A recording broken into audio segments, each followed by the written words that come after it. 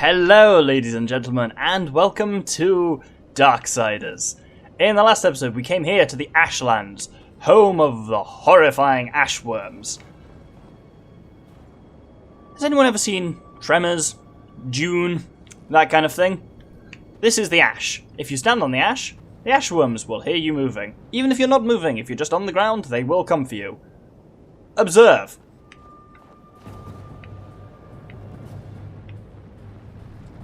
As you can see, it starts coming towards us, and if it gets close to you, it's quite a scary thing. It'll go away eventually, but believe me, you have not got enough time to cross there before it gets to you. But this is when the Chronospheres come in handy, because we can use them, as we saw last episode, to slow down time. This way, we can cross this area at what is essentially breakneck speed. Only now has the music kicked in, meaning the dude's seen us, so there we go. I think we got away with that quite nicely. Samael wasn't kidding about those worms, and the Stygian's supposed to be the mean one. Yes, these ones we're seeing here are just the normal Ashworms. The Stygian is king of the Ashworms, which is far more horrifying. But at least we know for now the demons have imprisoned the Stygian, so that might make him slightly easier to kill, I guess. Anyway, when we come around the corner here, we've got two things on offer. We have a blue chest. And the other thing hasn't shown its face yet, which is very cool. Let's grab the blue chest, and there we go. There are some... what are they called? Phantom Guard Angels. So, let's kill these dudes.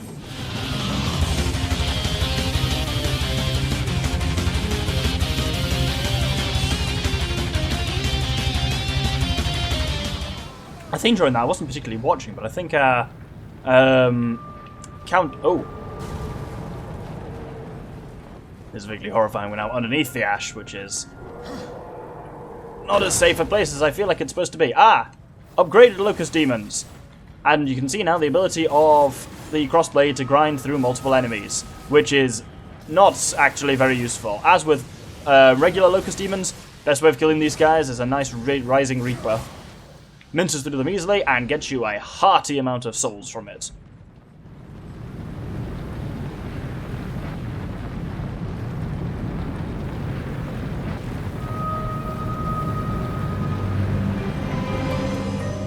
So, that was a very obvious series of instructions there. There's a worm, obviously, so crossing this would be a bad idea.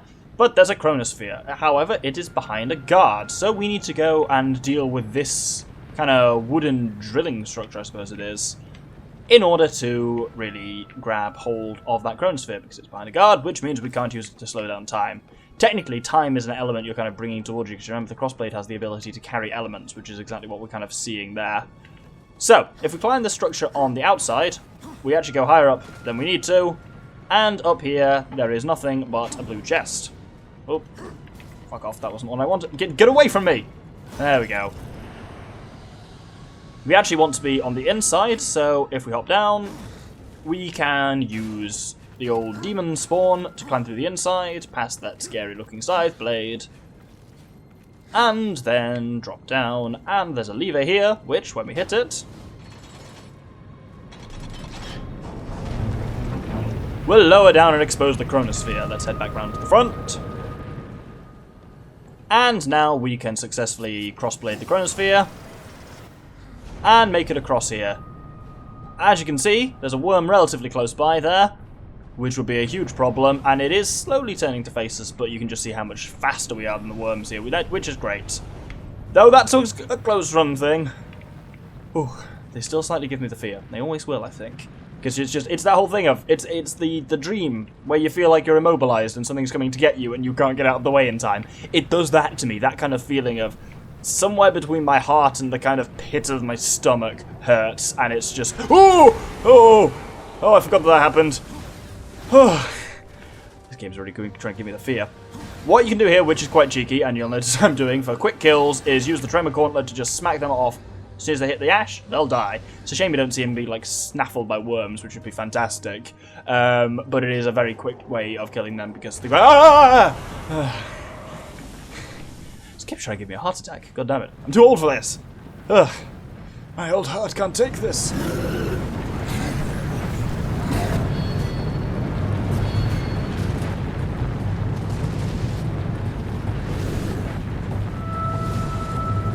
Well, I wonder where we're supposed to go. Apparently these demons have, like, zipliney technology. This whole place feels very kind of Mad Max, which is by no means a bad thing. Oh, this is kind of like what I was saying. I unfortunately can't climb up that zipline. That would be very easy, but no. Get off me. And let's kill this guy. Is there anything worth down here? No. I know what is down there, but it's not something we can particularly use at the moment.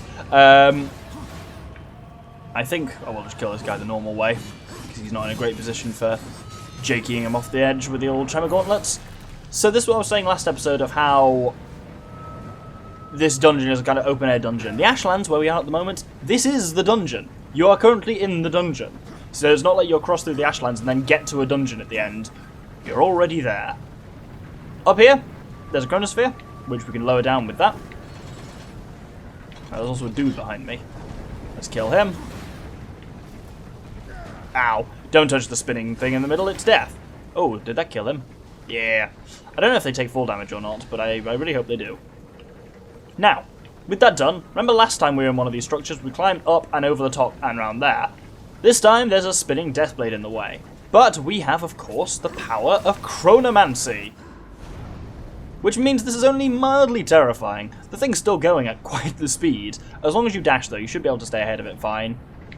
And there you go, across the other side. Let's take advantage of it to wail on this guy with the Tremor Gauntlet while he's frozen as well. Oh, Chronomancy is fun. Now we can hover over here and climb up. Wonderful.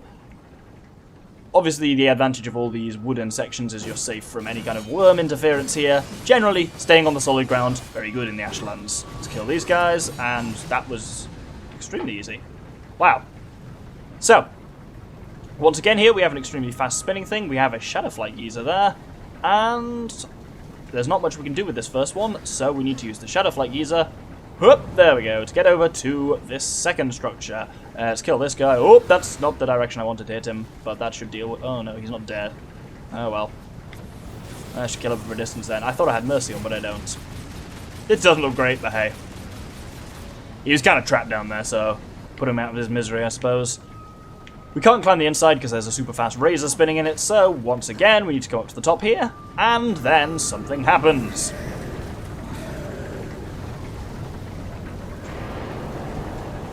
So we get trapped in until we defeat the enemies. So, speeder please.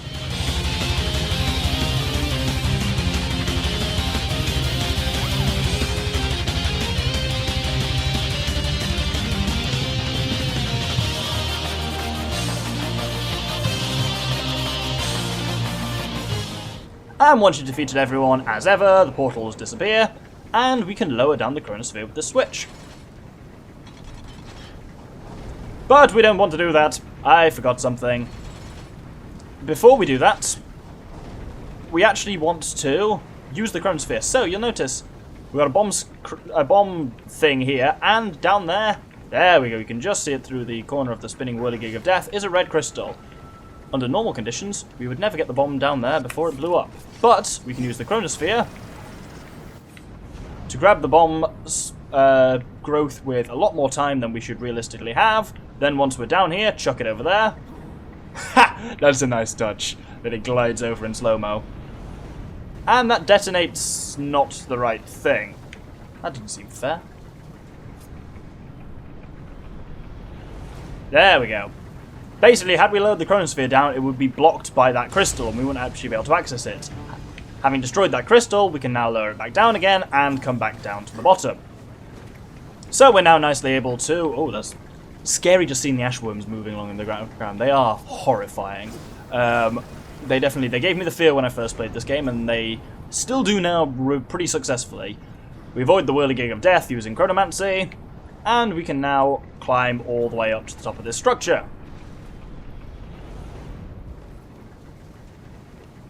So, we're making decent progress through the Ashlands. Over here, we now have our kind of final wooden structure to deal with for now, and it's got a bastard at the top, so let's kill him. I love how we can kill them with one whirlwind combo and thing now. What we want to do now is lower the Chronosphere down. You're starting to see a kind of pattern to a lot of this stuff, and I believe now there's somewhere we can jump down. We need to figure out exactly where, so I don't make a massive twat of myself, which is always a risk, let's be honest. Is it from the side here? Can I do it here? Yes, there we go. Good one, idiot. There we go. Now, finally, where's the Chronosphere? Chronosphere's up there. Hit the Chronosphere, and for one final time, we need to climb up and past the Whirligig of Doom. I've timed this poorly! Oh dear, if you go around the inside, you're usually faster than them anyway, especially if you're dashing. I haven't timed that as poorly as I thought. Wonderful. Enemy here, let's just quickly kill him off the end with the old Tremor Gauntlet. Good day, sir. And proceed all the way up to the top. I do enjoy doing that. Here, now this one's a bit different from the others.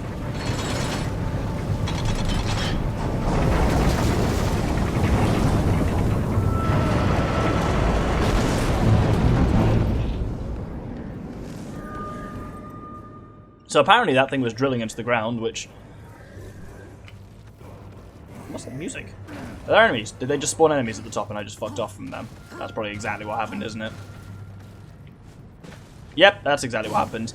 Yeah, I feel like drilling in somewhere like this would be a bad idea when you've got giant vibration-sensitive worms around. I guess they're really banking on the worms not leaving the ash for any reason, which seems like a dangerous gambit to me, but you know, these are demons, so perhaps they're not the smartest.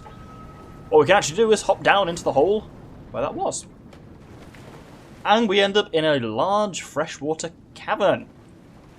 It's not necessarily freshwater, but have you ever seen seawater this clear? Actually, I have. You do get it occasionally, and it's really freaky when it does. Certainly coral reefs are like that. Like, so I have a very interesting experience when it comes to diving. I learnt, as in scuba diving, like I learnt to dive. This is ridiculously clear water. A artifact down here. Before I tell the story, there is a soldier artifact there, and if we come up and to the kind of northern wall here, we will see something quite interesting. We will see the Overlord artifact. So that is the one-of-a-kind, most powerful artifact in the game, which is worth something very unique if you bring it back to Vulgrim. But we will not have the ability to get it for quite some time, so we're going to go over to the east. Yeah, so I learned to dive in February, not like this February, but at the time of the year was February, so it was winter, off the coast of Scotland. And Scotland has very rich, productive water, which means it's very, very murky. And very cold, because, you know, it's Scotland in the winter. That's vaguely horrifying. And as such, often visibility wasn't more than a couple of meters. When it was as bad as like 2-foot visibility, so you couldn't see your hand fully outstretched, which is obviously horrifying in its own way. And that was kind of where I learnt to dive. And then the main diving experience I've done is out in the Red Sea in Egypt, where you can see for about 40 meters. It's some of the most incredible visibility I've ever seen. Underwater visibility is still kind of weird though, because it's like, you don't feel like anything stops you from seeing it. It's just eventually you realise everything's just kind of fading into blue in the background. Anyway, as you saw, I freed that chest and pulled it to be underneath the dude. Shoot it, and he'll drop it, hop onto the side. This is like we did last episode in the dry road. He'll pick it back up again. He'll pick it back up again. There we go. And we can now hover over to the right and grab this. Up here, we now have a Chronosphere. What we need to do here, well, that is our target. There is a lot of, well, you can see wherever these brown bits are, not brown, green bits are on the ground is where one of those things is above salivating, which is kind of grim. There is a hole in the end there, which is guarded by 2 of them, and it's a bugger to get past normally. But, with the joy of the Chronospheres, we can run under any of them, and long before they're triggered, we're already well out of the way. Those ones, as you can see as well, are kind of shielded. There's no good way you can get a shot in at them without being in their grabbing range, so don't think about trying to disable them that way either. You can now, well, what we want to do, our target is, there's that mass of crystals in the middle there. Actually, can we hit that from here? I thought you had to run through with a crystal, with a bomb growth, but maybe we don't. Oh, we don't! That's nice.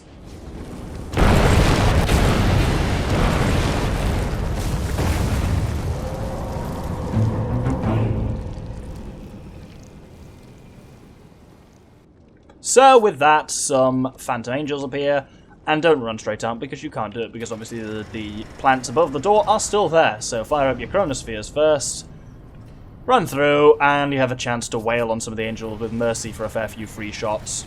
You'll be using Mercy a lot in the kind of coming episodes, so another chance. Well, we've already kind of gone past that Volgrim, but if you haven't yet got impact rounds, do so. It will make various things a lot easy.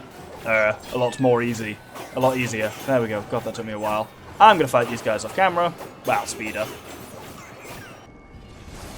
Obviously, while you're fighting them, just do make sure you keep an eye out for these green areas, because if you stand on them, it's always very embarrassing when you're in the middle of a fight with some angels and and then that happens, and you just get suddenly sucked up into the ceiling. Anyway, I did briefly miss this earlier. There is a blue chest over here. And now we actually want to not quite proceed on, so we unlocked that platform there, which helps us up on the way we want to go, but we can actually come here. And you can see dead ahead there is a spooky green chest, which means something nice for us. Hooray, use the old Shadowflight Geyser, and some stuff over here that we can't do anything with, but remember that thing for later. So that gets us the third life zone shard, which is very nice. It's weird, like at this point, like when I was first playing this, I was really waiting for the dungeon. I was kind of like going through all this Ashland stuff, saying like, they've given me a lot of artifacts and shards and stuff like that. Like, it's amazing that there's still going to be any left by the time I get to the dungeon. And there isn't the dungeon. There is no such thing as the dungeon in the Ashlands because you're currently in it. So, yeah, be aware of that. A lot of shaky stuff at the moment because, once again, we're underneath Ashworm territory. And as you may have noticed, they're big and they're angry. After some, well, you know my usual opinions on underwater combat. After a little more of that, we can surface and do a little climbing. Once we're up, I believe there is... well, there's a few things. Firstly, we're back on the surface now, which is very nice. There is a blue chest somewhere, and I can't remember where it is. Yes, I'm not very good at this game. I think it's around here. Yes, it is. Oh, that's a little close for comfort on the old Ashworms.